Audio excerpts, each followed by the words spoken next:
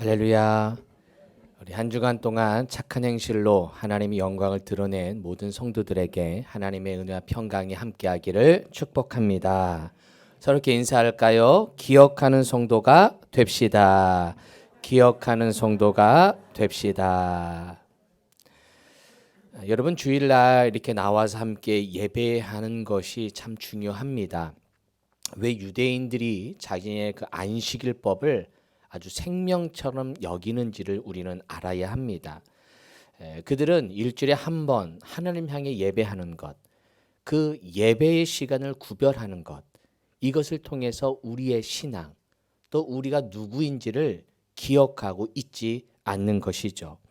아마 여러분 세상에 살다 보면 한 주간 살아올 때 너무 바쁘게 살다 보면 내가 누구지? 내가 크리스찬인가? 라는 생각도 때로는 잊어버릴 때도 있어요. 내가 그리스도인인가? 라는 생각도 할 때도 있죠. 그래서 세상에 살다 보니 언제부턴가 내가 세상 사람인 양 살아갈 때가 있는 겁니다. 그러나 주일날 이렇게 와서 함께 예배함을 통해서 나는 세상 사람이 아니라 나는 땅에 속한 사람이 아니라 하늘에 속한 사람. 어디에 속한 사람? 하늘에 속한 사람임을 여러분 기억하게 되기를 축복합니다. 지난 새벽에 함께 나눈 말씀 가운데 에스더 3장에 보면 에스더 3장에서 이 모르드게 즉 이 에스더의 삼촌인 모르드게가 자기가 유다인임을 많은 사람들에게 공포를 결국 하게 됩니다. 내가 유다 사람입니다. 내가 유대 사람입니다. 하나님을 섬기는 사람입니다. 라는 공식적인 고백과 선포를 하자 그때부터 본격적인 핍박이 다가옵니다. 그러나 이 모르드게는 당당하게 나는 그리스도인입니다. 하나님의 사람입니다를 선포합니다. 이들은 포로로 끌려갔어요. 노예로 끌려갔어요. 그럼에도 내가 유대인인 것, 내가 유대인 민족이라는 것, 이 민족의 정체성을 잊지 않고 기억하고 있었던 것입니다.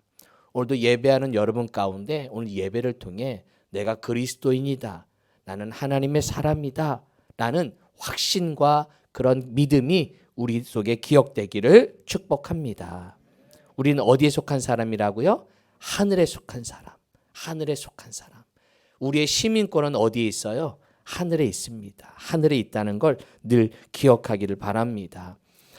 우리 사람들이 죽었다라는 표현도 쓰지만 돌아가셨다라는 표현도 써요. 그죠? 돌아가셨습니다. 사실은 돌아가셨습니다라는 표현이 가장 성경적인 표현이죠. 왔던 곳으로 돌아가시는. 그래서 죽음은 내가 왔던 저 천국에서 하나님의 백성인 우리가 다시 본향을 향해 돌아가는 시간인 겁니다. 그런 내가 하나님의 시민인 걸 여러분 기억하게 되기를 축복합니다. 사도 바울은요, 자신이 로마 시민권 가진 거를 되게 자랑했어요. 나는 로마 시민이야. 당당하게 죄수지만 나는 로마 시민이야. 아주 당당하게 말하면서 그 로마 시민권을 제대로 혜택을 받았죠. 우리는 하나님 나라의 시민권자예요. 어디 나라 시민권자? 하나님 나라 시민권자임을 여러분 믿고 당당하게 믿음의 길을 걷는 모든 성도 되기를 축복합니다. 서로 인사할까요? 제가 몰라봤습니다. 시민권자인 줄 몰라봤습니다. 여러분은 하나님의 시민권자라는 걸 믿고 하나님 나라 영광에 살아가는 우리 모두가 되기를 소망합니다. 제가 성경을 이렇게 설교를 준비하고 성경 속에서 메시지를 찾는 방식이 여러 가지가 있는데 그 중에 한 가지가 성경을 보면서 질문을 하는 거예요. 질문하는 것. 그래서 좋은 질문을 하면 성경이 답을 해줘요. 성경이 답을 해줘요. 그래서 학문도 그렇잖아요. 우리가 공부하는 것도 누가 좋은 학생이에요? 좋은 질문을 하는 학생이 좋은 학생이죠. 좋은 질문을 한다는 건 그 내용을 알기 때문에 질문한다는 거예요. 성경도 마찬가지입니다. 성경을 보면서 내가 질문을 할 때, 궁금해할 때 그 성경이 우리에게 답을 주세요. 성경은 질문을 하면 답을 줍니다. 시작. 제가 마태복음 강의를 하면서 다양한 방법으로 제가 설교를 하고 있는데 마태복음 9장을 통해서는 무엇이 은혜인가, 무엇이 은혜인가를 중심으로 제가 말씀을 드렸어요. 무엇이 은혜인가라는 질문을 가지고 9장을 살펴본 것이죠. 그래서 무엇이 은혜인가 찾아보니까 첫 번째 뭐가 은혜입니다? 죄사함이 은혜입니다. 여러분 하나님이 주신 은혜가 많아요. 나에게 기도했을 때 응답도 주시고 건강도 주시고 형통의 축복도 주시고 모든 게 다 은혜이지만 이 중풍병자의 치유의 이야기를 통해서 알게 되는 건 이 중풍병자를 주님은 그 병이 치유되는 것 먼저 너 죄사함 받았다. 너 죄 용서 받았다. 너 죄의 문제, 그 문제 해결됐다라는 그 믿음의 선포. 그것이 오히려 이 중풍병자에게는 더 큰 위로와 힘이 되었던 거예요. 이 당시에는 병이 걸리면 하나님이 병을 준 줄 알았어요. 그리고 내가 죄 때문에 병이 온 걸로 생각했어요. 그러다 보니까 뭔가 큰 병이 걸리면 특별히 나병이나 이런 엄청난 큰 병에 걸리면 내가 죄 때문에 그래. 하나님이 벌 주신 거야. 그 마음의 짐이 더 힘든 거예요. 내 육신의 몸도 힘들지만 그보다 더 힘든 건 그 마음의 질병, 그 마음의 짐, 그 마음의 짐이 더 힘들었기 때문에 하나님은 그 육신의 병뿐만 아니라 너의 그 마음의 죄까지도 내가 너 그 마음의 죄를 내가 용서한다 라는 주님의 그 말씀이 오히려 이 중풍병자에게는 더 위로와 힘이 되었던 것이죠. 그래서 마음의 병뿐만 아니라 내 육신의 병도 치유하시는 하나님임을 우리는 보게 되는 겁니다. 여러분, 주님이 오늘도 예배하는 여러분에게 육신의 병만 아니라 여러분의 마음의 짐까지도 해결해 주실 줄로 믿습니다. 죄 사함을 받았느니라. 너의 죄 용서, 너의 마음의 문제를 우리 주님이 치료해 주실 줄로 믿습니다. 두 번째는 부르심이 은혜입니다. 부르심이 은혜입니다. 시작. 나를 불러주신 것, 나를 이 자리로 부르신 것, 나에게 구원을 주신 것, 이게 큰 은혜라는 거예요. 세리 마태를 주님이 부르셨어요. 죄인을 부르셨어요. 쇠간에 앉아있는 마태를 보시고 그를 부르셨어요. 세관에 앉아있는 마태, 날마다 죄를 짓고 있는 마태, 날마다 죄악의 길로 걸어가는 그 마태를 주님은 부르셨다는 거예요. 우리도 그렇지 않아요? 열심히 믿음 생활 한다고 하지만 늘 죄 짓는 게 우리들 마음이고 늘 허물이 많은 우리들을 보게 됩니다. 그러나 우리 그런 나를 불러주셔서 자녀 삼아주시고 우리를 용서하시고 일꾼 삼아주신 것 주님의 은혜임을 믿습니다. 당연함이 아닌 은혜입니다. 당연함이 아닌 은혜입니다. 시작. 할렐루야. 저도 이 자리에 있는 것, 나를 주의 종으로 삼은 것 당연한 게 아니고 하나님의 은혜인 것, 하나님의 은혜인 것. 그 은혜로 하나님이 우리를 부르신 줄로 믿습니다.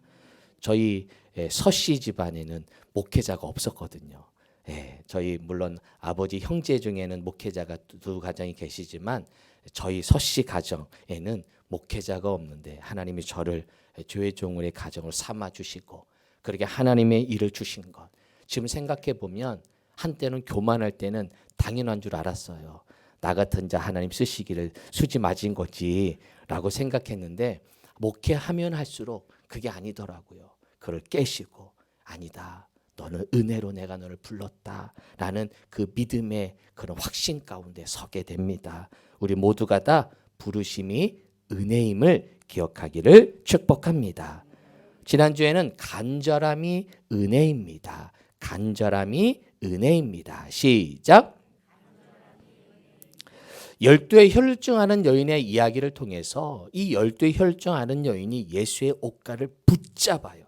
다른 번역은 그냥 스친다는 표현을 하고 있지만 이 마태복음에서는 만져요.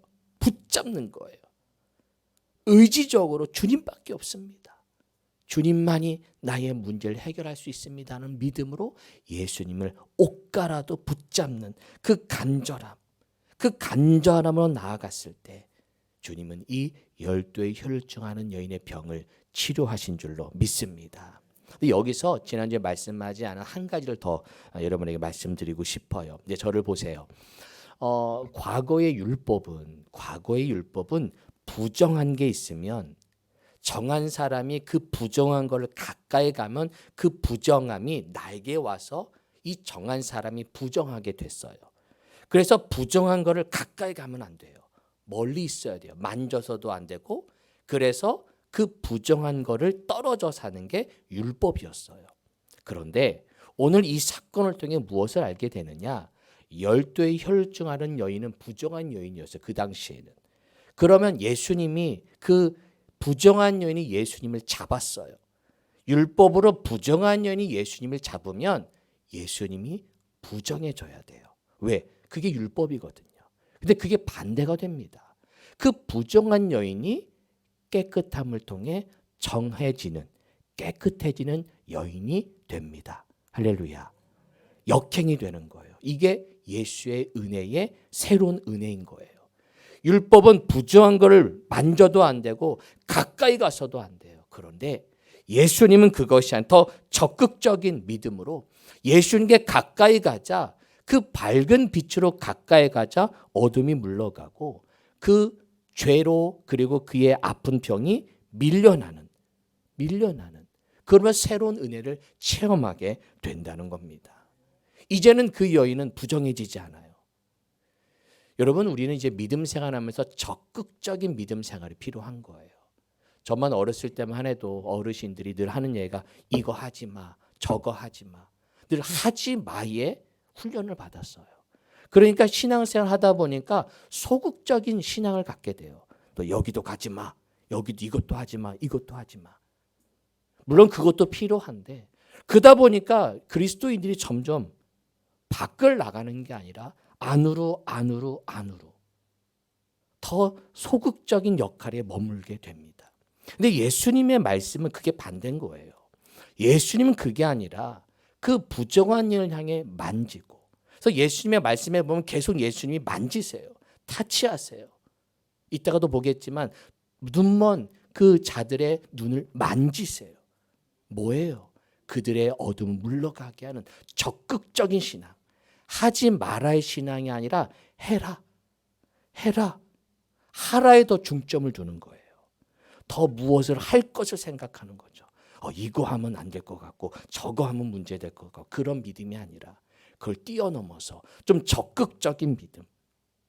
그래서 우리 청년들이 더 적극적인 신앙을 가지고 세상을 향해 나아가는 우리 친구들 되기를 바랍니다. 교회 학교 때는 뭐뭐 하지 말아라, 이거 조심해라, 이것도 필요해요. 그런데 중고등부 청년쯤 되면 이제는 그런 소극적인 것 이미 다 알아요. 그러나 이제는 뭐뭐 하라는 더 적극적인 신앙, 사랑해라, 섬겨라, 용서하고 그리고 하나님 나라 위에 달려가라. 그런 적극적인 믿음으로 세상을 변화시키는, 변질되는 인생이 아니라 변화시키는 그런 인생이 되기를 축복합니다. 세상에 빛을 가지고 나아갈 때 그 빛이 세상을 변화시킬 줄로 믿습니다. 변질되지 말고 변화시키자. 시작. 여러분이 가는 곳곳마다 변화되는 역사가 있게 될 줄로 믿습니다. 주님의 이름으로 담는 그 땅마다 변화되고 주의 빛이 밝혀지는 은혜가 있게 될 줄로 믿습니다. 오늘도 전도하러 나아갈 때 우리가 가는 곳곳마다 우리는 이 세상 어찌 보면 어두운 세상일 수 있어요. 하지만 우리 그리스도인 빛된 우리들이 땅을 밟을 때 우리는 보이지 않지만 어둠의 세력이 물러가게 되는 겁니다. 할렐루야. 그런 눈으로 걷길 바랍니다. 아무도 안 만나도 괜찮아요. 내가 땅을 밟는 것만으로도, 내가 땅을 밟는 것만으로도 그 땅이 하나님의 나라가 되는 겁니다. 아무 말 하지 않아도 그 땅을 밟는 것, 내가 믿지 않는 사람 곁에 있는 것만으로도 그 하나님의 능력이 나타날 줄로 믿습니다. 오늘은 9장의 마지막이에요. 믿어짐이 은혜입니다. 믿어짐이 은혜입니다. 시작. 믿어지는 것, 이게 큰 은혜라는 거죠. 자, 27절 한번 성경 보세요. 여러분 성경 한번 열어보시고요. 27절 읽어볼까요? 27절, 9장 27절 시작. 예수께서 거기서 떠나가실새 두 맹인이 따라오며 소리질러 이르되 다윗의 자손이여 우리를 불쌍히 여기소서 하더니, 지금 이 눈먼 자가 예수를 따라갑니다. 한번 잘 생각해 보세요. 눈먼 자가 예수를 따라가는 것 쉽지 않죠. 소리만 듣고 따라가요. 혹시 누가 도와주는 사람이 있을까? 뭐 그럴 수도 있어요. 옆에 누가 도와주는 사람이 있을 수도 있어요. 눈먼 자가 예수님을 따라갑니다. 그런데 우리는 눈이 멀쩡한데도 예수님을 따라가지 않아요. 눈이 멀었지만 그들은 소리를 들으며 예수님을 따라가는데, 우리는 두 눈이 멀쩡한데 예수님을 바라보지 않고 세상을 바라보며 물질만을 바라보며 따라가는 그 모습을 이 두 눈먼 자를 통해 우리는 보게 되는 것이죠. 베드로가 예수님이 무리를 걸어오자, 주님 저도 무리를 걷게 해주세요. 그래, 와라. 그래서 베드로가 배에서 내려서 예수님을 바라보면서 무리를 걸어요. 예수님을 바라볼 때는 무리를 걷는데 갑자기 옆이 보여져요. 풍랑이 보여져요. 바다가 보여져요. 그러자 빠져들게 되죠. 예수님을 바라볼 때는 걸을 수 있는 믿음이 생기는데 그 눈이 세상을 향해 갈 때는 우리는 빠져들을 수밖에 없는 것입니다. 여러분의 눈이 지금 어디로 향해 있습니까? 어디로 향해 있습니까? 이 눈먼 자는 예수님을 어떻게든 따라가려고 따라가는데 두 눈이 먼 아주 좋은 우리들은 예수님을 바라보고 있습니까? 전에 은빛교구를 한번 섬긴 적이 있어요. 전에 사역했던 교회 은빛교구는 70세 이상 된 원로 어르신들 대상으로 속회를 하나 만들어서 그분들 대상으로 일주일에 한 번씩 교회에 오면 이제 식사 대접도 하고 셀로 이렇게 마서 말씀도 나누는 그런 은빛교구가 있습니다. 제가 그때 은빛교구를 한번 담당한 적이 있었는데, 은빛교구 어르신들 막 교회 행사들이 막 하잖아요. 뭐 전도 행사하고 뭐 행사할 때 이 어르신들은 사실은 이제 몸도 안 좋으시고 불편하시니까 아무것도 하실 수 없어요. 제가 그런 얘기했어요. 우리 권사님들은 몸도 불편하니까 이제 기도밖에 없다고, 기도라도 열심히 하시라고 그랬더니 어르신들 하는 얘기가, 목사님 나이 들면 기도도 어려워요. 나이 들면 기도하는 것도 어려워요. 기도도요 젊었을 때 해야 돼요. 이 얘기 하시는데 제가 깜짝 놀랐어요. 아, 그렇구나. 기도도 그렇고 젊었을 때, 내가 눈이 멀쩡할 때 성경 봐야지.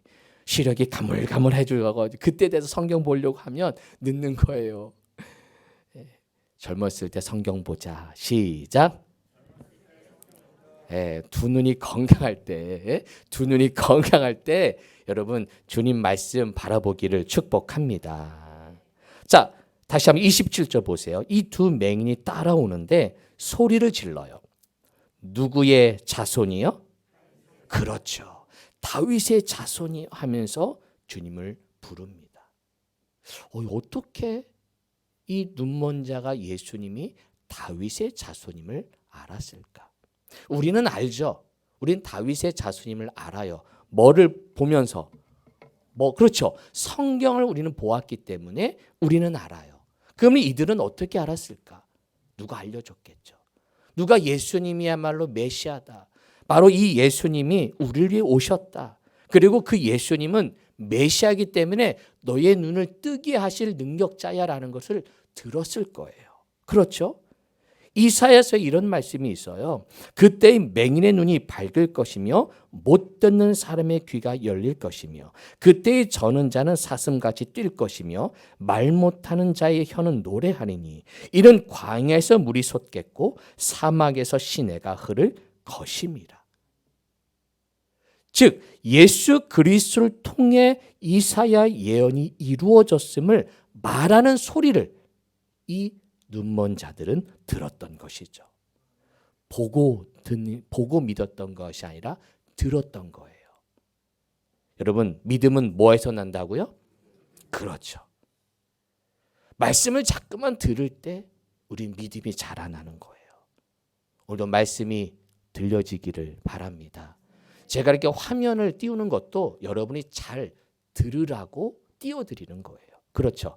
아무래도 화면을 준비하면 잘 들려요. 저도 가끔씩 이렇게 세미나를 가다 보면 이렇게 그냥 화면 없이 이렇게 원고 보다 보면 이제 우리 시대는 뭔가 이렇게 화면이 보조가 돼야 뭔가 이렇게 잘 내 귀에도 들어오고 잘 눈에 들어오는 걸 보게 돼요. 그래서 제가 이렇게 PPT를 준비해서 여러분과 함께 말씀을 나누는 이유도 잘 들리라고. 하나님 말씀이 저 말씀을 통해 내 귀에 잘 들으라고 이것을 안내하는 겁니다. 믿음은 보고 믿는 게 아니라 듣고 믿는 것입니다. 시작. 그렇죠. 보고 믿는 게 아니라 듣고 믿는 것. 여러분, 예수님 시대에 얼마나 많은 사람들이 예수님의 기적을 보았어요. 많이 보았죠. 오병이어 기적 한번 생각해 보세요. 오병이어 기적 몇 명 먹었다 그랬어요? 남자만 5천 명이래잖아요. 그렇죠? 5천 명이 먹은 그 사람들이 다 어디 갔어요? 예수님의 기적을 본 사람 다 어디 갔어요? 믿음은 기적을 본다고 믿음이 생기는 게 아니에요. 저도 수많은 사역을 하면서 기적을 체험한 간증들을 많이 들었어요. 목사님, 이런 병이 치유됐어요. 이런 문제가 해결됐어요. 이런 병 하나님이 고쳐주셨어요. 라고 해서 간증도 해요. 앞에 나가서 이런 간증도 했었어요. 그런데 그렇게 간증했던 분들이 물론 다는 아니지만 많은 경우 1년, 2년, 3년 지나서는 교회에서 사라지는 분들이 많이 계셔요. 그 기적을 체험한 것만으로 그가 믿음으로 세워지는 것이 아니더라고요. 아니, 오히려 하나님이 건강 주셨더니 그 건강함으로 더 세상 속에서 더 죄짓고 살아가는 사람도 있다는 겁니다. 기적이 믿음을 주지 않아요. 여러분, 기적을 통해 믿음을 발견한다면 그 다음부터는 말씀을 통해 믿음이 성장하게 되기를 축복합니다. 그래서 이 신앙 공동체 안에서 신앙생활을 해야 돼요. 그 믿음의 공동체를 통해 말씀의 훈련으로 내가 신앙이 자라는 겁니다. 혹시 온라인으로 참여하는 성도들 가운데 아직 교회를 정하지 않은 분이 있다면 우리 찾으시는 교회로 오시기를 축복합니다. 네. 믿음의 공동체 안에서 말씀을 듣고 자라야 되는 것이죠. 이 두 사람은 예수의 말씀을 들었어요. 그리고 믿음이 생겼어요. 그러자 그가 살아나기 시작합니다. 요한복음 5장 25절 이런 말씀이 나와요. 진실로 진실로 너에게 이르노니 죽은 자들이 하나님의 아들의 음성을 들을 때가 오나니 곧 이때라. 듣는 자는 그렇죠. 살아나리라. 하나님의 말씀을 들을 때 살아나는 역사가 있게 될 줄로 믿습니다. 이렇게 믿음이 생겨서 이들이 예수님을 따라가요. 두 맹인이 소리 지르면서 다윗의 자손 예수여 하면서 따라가는데 28절 보세요. 예수께서 어디에 들어가시매? 집에 들어가세요. 집에. 이 집은 어디냐? 제가 주석을 찾아보니까 이 집은 아마 그 여러분 바로 앞에 세리마태를 개종시켰잖아요. 제자 불렀잖아요. 그래서 세리마태의 집일 수도 있고 예수님이 보통 베드로의 집, 그 장모의 집에 자주 가셨거든요. 베드로의 집일 수도 있고 예수님 자신의 집일 수도 있다는 거예요. 문제는 27절에서 28절 사이 이 두 맹인이 예수를 부르면서 따라가는데 집에 들어갈 때까지 이 두 눈먼 자가 예수님을 따라갔다는 거예요. 27절과 28절 저 행간에는 시간차가 존재한다는 거죠. 그런데 집에 들어갈 때까지 예수님이 아무런 말씀을 하지 않으세요. 아마 예수님을 따라가면서 넘어졌을 수도 있어요. 그런데 예수님이 아무런 말이 없이 집에 들어가실 때까지 아마 뒤에서 계속 불렀겠죠. 물론 성경은 저렇게 한 번만 나와 있지만 계속 다윗의 자손이요, 다윗의 자손이요, 나를 좀 봐주세요, 나를 좀 봐주세요. 그런데 주님은 아무런 말 없이 계속 앞을 향해 걷고 있어요. 하나님의 침묵과 기다림을 보게 되죠. 나의 문제가 이렇게 어려운데, 나 지금 눈 못 봐서 아무런 너무 불편한데, 이 문제 해결해 달라고 예수님께 간구하는데 아무런 대답 없이 앞을 향해서 걸어가시는 그 예수님, 얼마나 실망이 됩니까? 그러나 하나님은 그것을 통해 우리로 하여금 기다리게 하십니다. 기다리라는 하나님의 메시지를 받게 되는 것이죠. 결국은 주님이 부를 때까지, 응답하실 때까지 계속 이 두 눈먼 자는 예수를 향해 소리를 질렀을 것입니다. 결국 기다림의 끝은 주님이 결국 응답하셨죠. 주님이 응답하실 때까지 우리 기다립시다.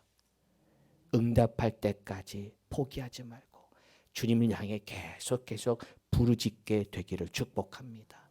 열두의 혈중 앓는 여인이 예수의 옷가를 손 잡는 마음으로 간절함으로 예수님께 나아갔듯이 때로는 침묵을 경험할 때가 있어요. 아무런 반응이 없을 때가 있어요. 목사님, 제가 5년째 이 기도 제목입니다. 제가 요거 오래 하면 3년 됩니다. 왜 아무런 대답이 없으세요? 라고 할 때도 있죠.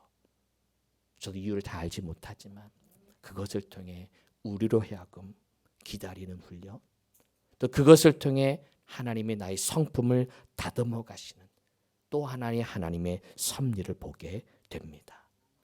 포기하지 말고 주님이 응답하실 때까지 주님 앞에 나아가기를 축복합니다.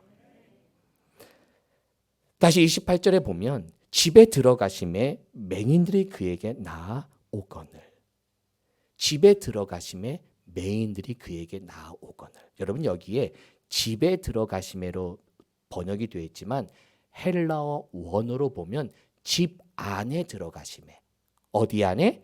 집 안에 들어가심에. 그래서 지금 많은 군중들 앞에서 이 사람들이 주님을 따라가면서 다윗의 자손이라고 소리를 지르지만 주님이 이 두 눈먼 자를 만나는 곳은 집 안이에요. 그 수많은 군중 속이 아니라 집 안으로 그들을 초청하셔서 집 안으로 들어와. 집 안에서 지금 예수님과 만나고 있는 걸 보게 됩니다. 여러분, 그런 경험 한 적 있어요? 우리 사람들은요, 많은 군중 속에 있으면 내가 믿음이 되게 좋은 거로 생각해요. 많은 사람들 앞에서 찬양을 하고 많은 사람들 앞에서 찬양할 때 내가 되게 찬양을 잘하는 것처럼 착각해요. 많은 사람들 앞에서 우리가 막 기도하잖아. 여러분 그런 적 있잖아요. 그죠? 예. 혹시 뭐 연합 집회를 가거나 아니면 혹시 전에 섬기던 교회가 좀 더 큰 교회라면 많은 사람들 앞에서 내가 찬양하고 기도하다 보면 마치 나도 믿음 있는 것처럼, 내가 바르게 찬양하는 것처럼 내가 그렇게 착각할 때가 있다는 거예요. 그래서 사람들이 많이 모이는 곳에 가고 싶어요. 사람들이 많은 대형교회는 점점 사람들이 모여요. 왜? 내가 거기에 속해 있으면 나도 믿음 있는 것으로 착각할 수 있기 때문에 그래요. 혹시 오늘 영상을 보시는 분들 중에 대형교회 섬기는 분이 계시다면 오해하지 말기를 바랍니다. 다는 아니지만 그런 착각 속에 살아가는 경우도 있다는 거예요. 그래서 내가 큰 교회 등록하고 나면 아유, 나 구원받겠지, 나 아무개 큰 교회 다니는 성도야 라고 하면 나 믿음 있어, 우리 교회 브랜드 있는 교회야, 다 아는 교회야, 나 거기 성도야 라고 하면 내가 되게 믿음이 있는 것처럼 그렇게 착각하는 경우가 있다는 겁니다. 그런 걸 보면 우리 찾으시는 교회에 나오는 성도들은 믿음이 좋은 분들임을 믿습니다. 믿습니다? 네. 그런데 우리도 조심해야 돼요. 우리도. 왜? 우리도 무리가 될 수 있어요. 우리도 무리가 될 수 있어요. 우리도 우리 중에 함께 예배하면 야, 나 믿음 좋은 사람이야. 나 이렇게 말씀도 공부하는 사람이야. 나 이렇게 은혜 받는 사람이야. 라는 착각을 할 수 있다는 거예요. 그래서 주님은 집 안에 들어가셔서 맹인을 따로 부르신 거예요. 많은 사람 앞에서도 고칠 수도 있지만 그를 집 안으로 들여서 1대1로 만나신 거예요. 인격적인 만남. 인격적인 만남을 하나님은 하고 계셔요. 그러면서 묻는 거죠. 너 내가 능히 이 일 할 줄 믿느냐? 여러분, 많은 사람 앞에 있으면 할 수 있을 것 같아요. 많은 사람에 있으면 아멘 아멘 잘해요. 그런데 주님이 바로 앞에 서 있어요. 내 눈을 딱 보시면서 너 이 일을 할 줄을 너 정말 믿어? 너 믿음 있어? 이렇게 말씀하실 때 대답할 수 있을까? 주님은 그렇게 1대1로 인격적인 만남을 원하시는 거예요. 저는 우리 주님의 자녀들이, 우리 청년들, 학생들이 이런 주님의 인격적인 만남을 갖게 되기를 축복합니다. 아버지 때문에 오는 게 아니라, 엄마 때문에 오는 게 아니라, 누구 때문에 오는 게 아니라 하나님이 나를 만나주시는 그 1대1의 만남, 그 1대1의 만남을 경험할 때만이 믿음이 굳게 서는 거예요. 내가 체험해야 돼요. 내 그 방 안에 주님을 만나야 돼요. 내 마음의 방 안에 예수님을 만나야 돼요. 그런 만남의 체험. 많은 사람 앞에서의 믿는 믿음 생활이 아니라 혼자만의 믿음 생활. 나 홀로의 믿음 생활. 골방에서의 기도 생활. 누가 보든 안 보든 나만의 하나님과의 그 만남의 시간. 그 만남의 시간이 있게 되기를 축복합니다. 이런 만남의 시간이 있는 다음에 주님이 이렇게 하시죠. 29절. 자, 29절 읽어볼까요? 29절 시작.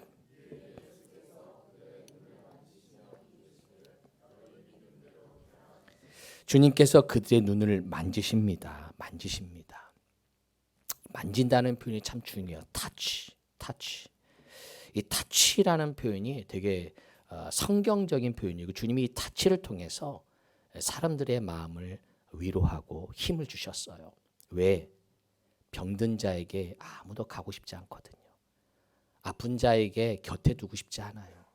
이 눈먼 자들이 형편이 좋았겠습니까? 주위에 누가 있겠습니까? 다 도망갑니다.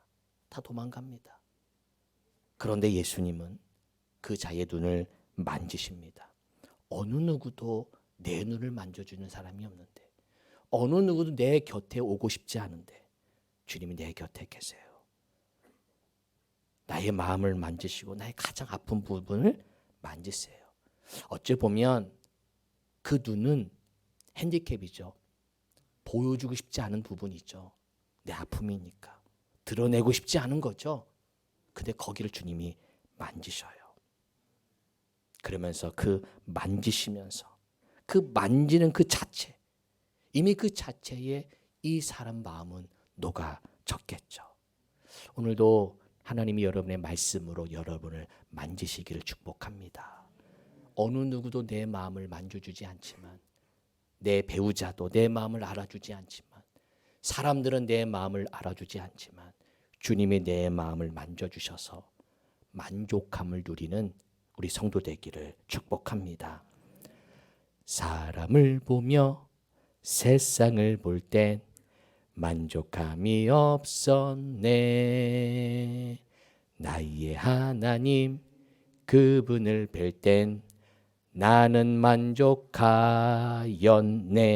할렐루야. 사람과 세상은 나에게 만족함을 주지 못해요. 하지만 주님 앞에 왔을 때 주님이 만족함을 얻게 되기를 축복합니다.